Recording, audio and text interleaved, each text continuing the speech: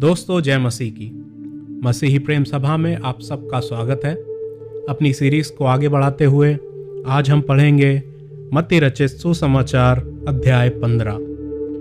तब यरूशलेम से कुछ फरीसी और शास्त्री यीशु के पास आकर कहने लगे, तेरे चेले पूर्वजों की परंपराओं को क्यों टालते हैं कि बिना हाथ धोए रोटी खाते हैं? उसने उनको उत्तर दिया, तुम भी अपनी परंपराओं के कारण क्यों परमेश्वर की आज्ञा टालते हो? क्योंकि परमेश्वर ने कहा है, अपने पिता और अपनी माता का आदर करना, और जो कोई पिता या माता को बुरा कहे वह मार डाला जाए।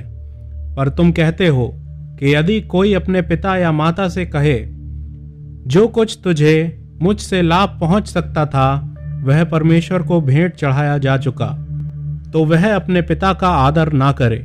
इस प्रकार तुमने अपनी परंपरा के कारण परमेश्वर का वचन टाल दिया। हे कपटियों, यशाया ने तुम्हारे विषय में ये भविष्यवाणी ठीक ही की है। ये लोग होठों से तो मेरा आदर करते हैं, पर उनका मन मुझसे दूर रहता है और वे व्यर्थ मेरी उपासना करते हैं, क्योंकि मनुष्यों की विधियों को धर्मोपदेश करके सिखाते हैं। तब उसने लोगों को अपने पास बुलाकर उनसे कहा, सुनो और समझो। जो मुंह में जाता है वह मनुष्य को अशुद्ध नहीं करता, पर जो मुंह से निकलता है वही मनुष्य को अशुद्ध करता है। तब चेलों ने आकर उससे कहा, क्या तू जानता है कि फरीसियों ने ये वचन सुनकर ठोकर खाई? उसने उत्तर दिया, हर पौधा जो मेरे स्वर्ग पिता ने नहीं लगाया उखाड़ा जाएगा। उनको जाने दो, वे अंधे मार्गदर्शक हैं, और अंधा यदि अंधे को मार्ग दिखाए तो दोनों ही गड्ढे में गिर पड़ेंगे।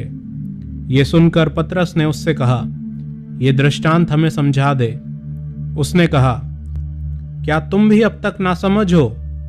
क्या तुम नहीं जानते कि जो कुछ मुंह में जाता वह पेट में पड़ता है और संडास से निकल जाता है, पर जो कुछ मुंह से निकलता है वह मन से निकलता है, और वही मनुष्य को अशुद्ध करता है। क्योंकि बुरे विचार, हत्या, परस्त्री गमन, व्यभिचार, चोरी, झूठी गवाही और निंदा मन ही से निकलती है। ये ही हैं जो मनुष्य को अशुद्ध करती हैं, परंतु हाथ बिना धोए भोजन करना मनुष्य को अशुद्ध नहीं करता। यीशु वहां से निकलकर सूर और सैदा के प्रदेश की ओर चला गया।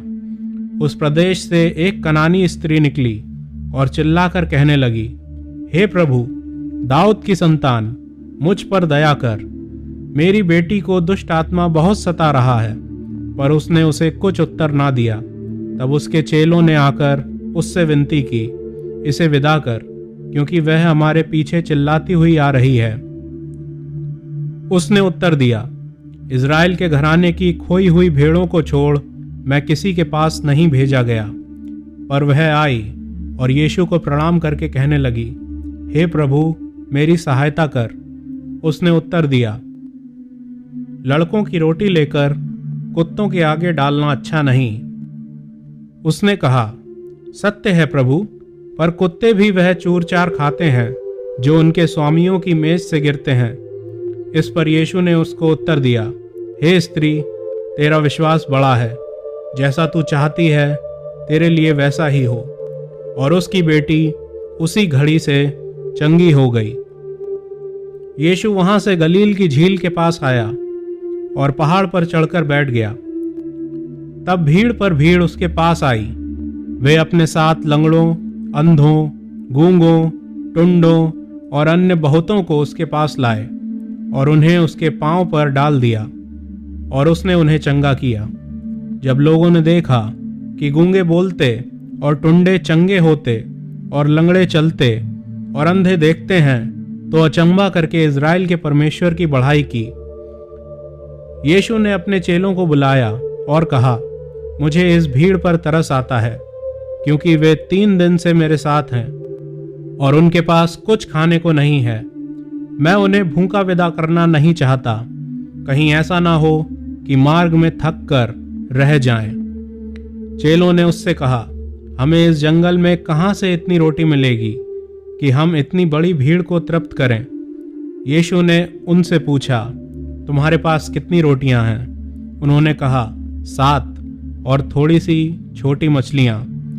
अब उसने लोगों को भूमि पर बैठने की आज्ञा दी और उन 7 रोटियों और मछलियों को लिया, धन्यवाद करके तोड़ा और अपने चेलों को देता गया और चेले लोगों को। इस प्रकार सब खाकर तृप्त हो गए और चेलों ने बचे हुए टुकड़ों से भरे हुए 7 टोकरे उठाए। खाने वाले स्त्रियों और बालकों को छोड़ 4000 पुरुष थे। तब वह भीड़ को विदा करके नाव पर चढ़ गया और मगदन देश की सीमा में आया।